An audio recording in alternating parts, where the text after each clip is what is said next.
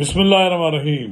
السلام علیکم ناظرین کرام، یوم دفاع پاکستان ہمیں 1965 کی جنگ کی یاد دلاتا ہے۔ یہ وہ دن ہے جب بھارت نے پاکستان کی بین الاقوامی سرحدوں کو عبور کیا اور لاہور پر حملہ کر دیا۔ پھر اس کا جواب دیا گیا۔ پاکستان میں آج بھی ایسے نام نہاد دفاعی دانشور موجود ہیں جو یہ ثابت کرنے کی کوشش کرتے ہیں کہ 1965 کی جنگ ہم نے ہار دی تھی۔ یہ بات غلط ہے۔ ہم نے، جبکہ پاکستان بھارت کے مقابلے میں ایک چھوٹا ملک ہے، 6-7 گنا بڑے فوجی قوت کا مقابلہ کیا۔ اسے انڈیا کے فوجیوں کو پاکستان کی حدود کے اندر داخل نہیں ہونے دیا گیا۔ جو جم خانہ کلب میں شام کی چائے پینا چاہتے تھے ان کے دانت کھٹے کر دیے۔ تو ناظرین کرام، کب اس کب آگے بڑھیں؟ اگر آپ نے میرا یوٹیوب چینل نواز رضا کے ساتھ اب تک سبسکرائب نہیں کیا تو برائے کرم فوری طور پر سبسکرائب کریں، لائک کریں اور احباب کے ساتھ شیئر کریں، اور آئیکن کا وہ بٹن دبانا نہ بھولیے کہ جب ہم ویڈیو لوڈ کریں تو سب سے پہلے آپ کو اطلاع ملے۔ تو ناظرین کرام، Pakistan federal union of journalist دستور اور راولپنڈی اسلام آباد یونین آف جرنلسٹ مشترکہ طور پر ہر سال 6 ستمبر کو یوم دفاع پاکستان مناتی ہے۔ ہم ہر سال کسی نہ کسی نشان حیدر کے مزار یادگار پر پھول چڑھانے جاتے ہیں۔ ہم اس سال بھی لانس نائک محفوظ شہید کے مزار پر گئے۔ یہ پنڈ ملکہ میں واقع ہے۔ ہم ہر سال وہاں جاتے ہیں۔ ان کے بھتیجے اسد معروف اور ان کے بڑے بھائی کرنل صاحب ہمارا استقبال کرتے ہیں۔ ہم وہاں پر اپنی تحریر لکھتے ہیں، ان یادگارش ان کی قبر پر فاتح خوانی کرتے ہیں۔ صرف یہ پیغام دینا مقصود ہوتا ہے کہ پاکستان کی قوم زندہ ہے، اور پاکستان کا جو انٹیلیجنسیا ہے وہ بھی اللہ کے فضل و کرم سے زندہ ہے، اور وہ اپنے اس دن کو احترام کے ساتھ مناتی ہے اور قوم کو یہ پیغام دینا چاہتی ہے کہ ہم پاکستان کی مسلح افواج کے ساتھ کھڑے ہیں۔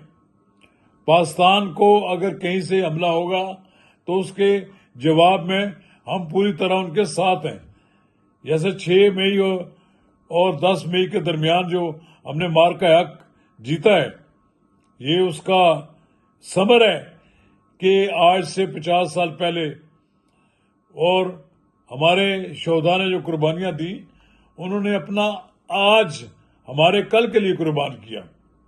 یہی وجہ ہے کہ آج پاکستان مضبوط کھڑا ہے اور بھارتی جارحیت کے خلاف اپنے تمام تر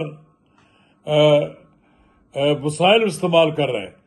اور اس بار پاکستان نے ثابت کر دیا کہ پاکستان نہ صرف دنیا کی ایک بڑی فوجی قوت ہے، بلکہ پاکستان کے فوجی جوان افسر اور پاکستان کی تمام مسلح افواج دنیا کی کئی فوج افواج کے مقابلے میں بہت بہتر ہے۔ وہ بھارت جیسے ملک کے 6 طیارے گرا کر یہ ثابت کر دیا کہ ہم ان پر بالادست ہیں، اور بھارت کو شکست دی ہم نے۔ اور میں نے خوشی کا اظہار کیا کہ ہمارے دوست سب لوگ مل کر اس دن کو مناتے ہیں، اور یہ دن ہمارے لیے اس لیے عزت و احترام کا مستحق ہے کہ یہ دن ہمارے شہداء کی دی ہوئی قربانیوں کو یاد دلاتا ہے۔ تو میں یہ سمجھتا ہوں کہ جو لوگ پاکستان کی مسلح افواج کے خلاف پروپیگنڈا کرتے ہیں، جھوٹ بکتے ہیں اور اس طرح کی فضول باتیں کرتے ہیں، اور جو ان کے خلاف بیہودہ پوسٹیں لگاتے ہیں، ہم ان کی مذمت کرتے ہیں۔ میں یہ سمجھتا ہوں ہمیں اپنی افواج کے ساتھ اظہار یکجہتی کرنی چاہیے۔ وہ لوگ جو سیاچین پر ڈیوٹیاں دیتے ہیں برپوش پہاڑوں پر.